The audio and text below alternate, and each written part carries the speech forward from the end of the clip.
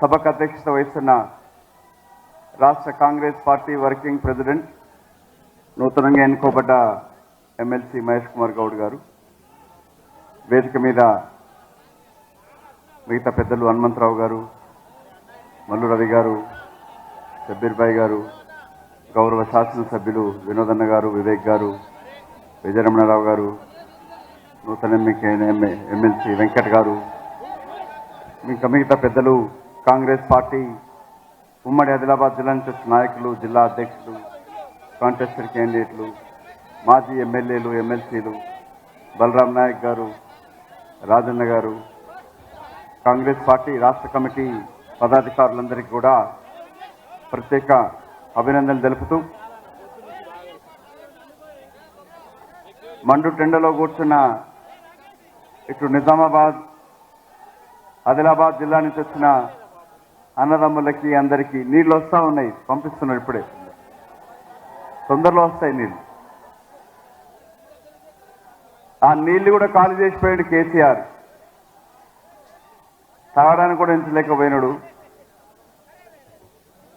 త్యాగాలతో ఏర్పడ్డ ఈ తెలంగాణ రాష్ట్రం 9.5 సంవత్సరాల టీఆర్ఎస్ బీఆర్ఎస్ పరిపాలనలో ఇంతకుముందు మిత్రులు వివేక్ గారు చెప్పినట్టుగా అన్ని రంగాలలో దోపిడీ చేసి ఈ తెలంగాణ ఆస్తులని ధ్వంసం చేసి దోచుకున్న కల్వకుంట్ల కుటుంబం యొక్క ప్రభుత్వాన్ని చరమగీతం పాడుతూ చరిత్రాత్మక ప్రాంతం ఇంద్రవెల్లి నుంచి పిసిసి అధ్యక్షుడిగా నియమింపబడ్డాక ఈ రాష్ట్ర ముఖ్యమంత్రి రేవంత్ రెడ్డి గారు ఇంచుమించు 2 సంవత్సరాల క్రితం ఇదే నేల నుంచి, ఈ గడ్డ నుంచి ప్రచారం ప్రారంభించడం జరిగినది.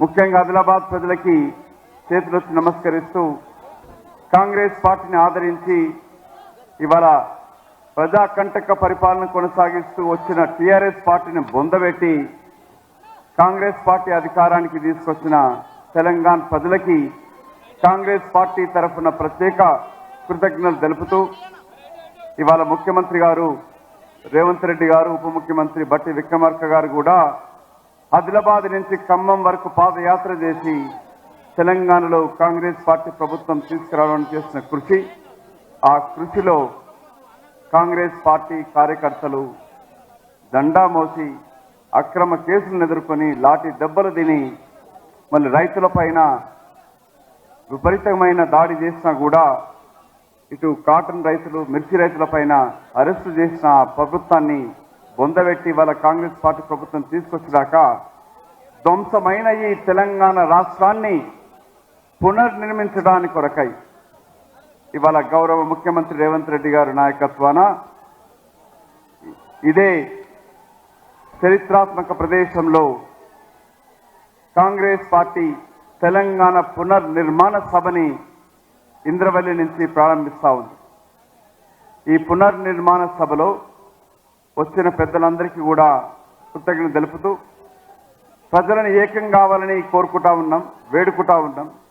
ఏ విధంగా అయితే కాంగ్రెస్ పార్టీకి మద్దతు ఇచ్చి రాష్ట్రంలో అధికారం తీసుకురావడానికి మీరు చేసిన కృషిని కాంగ్రెస్ పార్టీ ప్రభుత్వం గుర్తుంచుకోవడమే కాకుండా తెలంగాణ ఇచ్చిన తల్లి సోనియా అమ్మ 6 గ్యారెంటీలు ప్రకటించడంతో యావత్తు తెలంగాణ ప్రజానీకం కాంగ్రెస్ పార్టీని నమ్మింది, అధికారాన్ని ఇచ్చింది.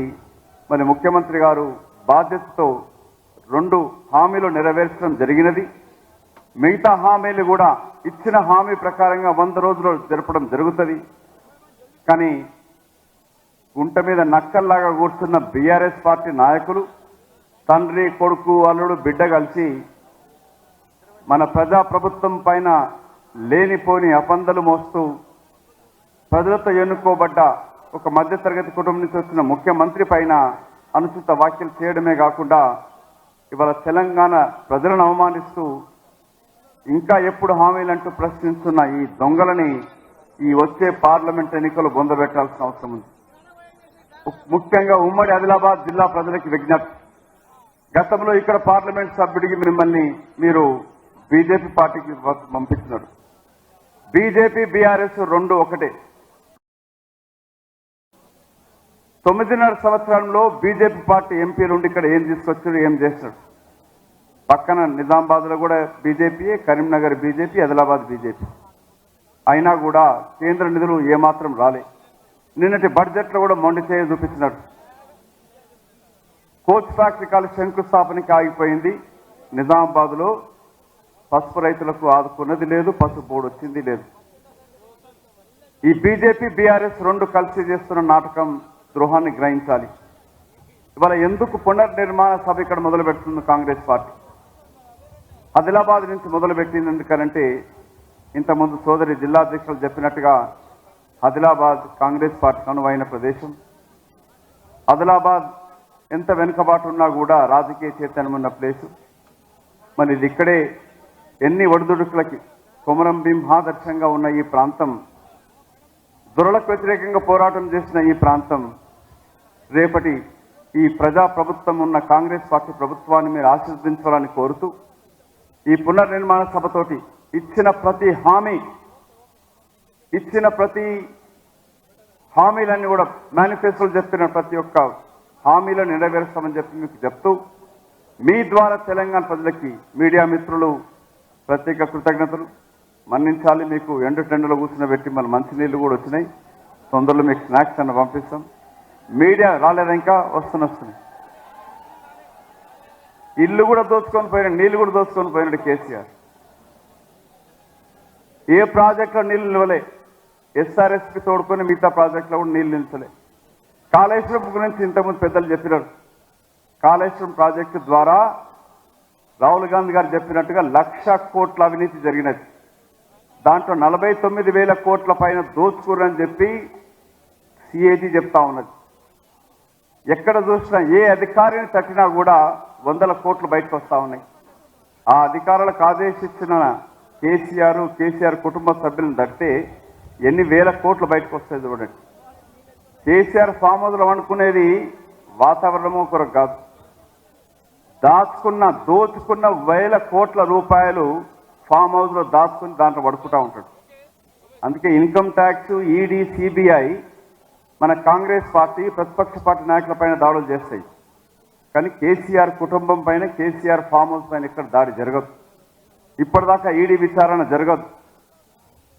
కవితమ్మ లిక్కర్ ఒక ఆడదై ఉండి బతుకమ్మ పేరుతో బతక నేర్చి దోచుకున్నది చాలక బంజారాయిట్స్లో భవంతులు కట్టుకొని సిగ్గు శరం లేకుండా ఢిల్లీ లిక్కర్ స్కామ్లో కూడా ఇరుక్కున్నది. బిడ్డను రక్షించుకోవడానికి కొరకేమో అయ్య కప్పం కడతా ఉంటాడు. తెలంగాణలో దోచుకున్న వేలాది కోట్లని ఢిల్లీకి వెళ్ళి మోదీ గారికి కప్పం చెల్లించి వస్తూ ఉంటాడు. కవితను ఎందుకు అరెస్ట్ చేయలేని ఒకసారి ఆలోచించండి. నిన్న మొన్న మన కాంగ్రెస్ మద్దతుతో ఉన్న జార్ఖండ్ ముఖ్యమంత్రిని అరెస్ట్ చేశారు. కాంగ్రెస్ పార్టీ నాయకులపైన ఈడీ విచారణ జరుగుతూ ఉన్నాయి. కానీ బీజేపీ పార్టీ మద్దతిస్తున్న ఇటు బీఆర్ఎస్ పార్టీ నాయకులపైన కానీ ఎలాంటి విచారణ ఉండదు, దాడులు ఉన్నాయి. మిత్రులారా, ఈ వచ్చే ఎన్నికలు చాలా కీలకం.